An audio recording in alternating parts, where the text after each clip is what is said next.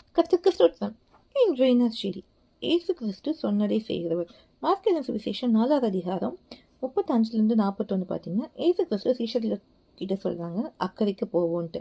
அப்போ அவங்க எல்லாம் படகுல போகும்போது அநேக படகுகள் இருக்கு. இயேசு கிறிஸ்து தலைவாணி வச்சு தூங்கிட்டு இருக்காங்க அப்படின்ட்டு இருக்கு கப்பலின் பிணைக்கலாம். அப்போ என்ன ஆகுதுன்னா பலத்த சுழல் காற்று வருது. உடனே சீஷர்கள் எழுந்து என்ன சொல்றாங்கன்னா, ஐயரே நாங்கள் மடிந்து போகிறோம், உங்களுக்கு கவலை இல்லையான்னு கேட்குறாங்க. அப்போ ஏசு கிறிஸ்து என்ன பண்ணாங்கன்னா, எழுந்து காற்றை அதட்டி கடலை பார்த்து இறையாடி அமைதியாயிருன்னு சொல்றாங்க.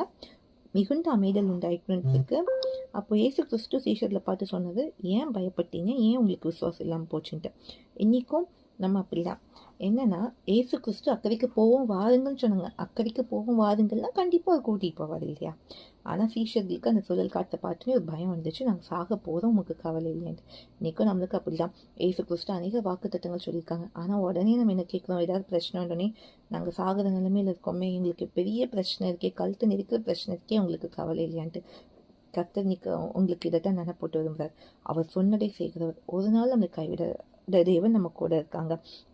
எப்படி அன்னைக்கு அந்த காற்றும் கடல் அமைதலாச்சும் இன்னைக்கு உங்கள் வாழ்க்கையில் பிரச்சனையை மாற்றி போடுவார்.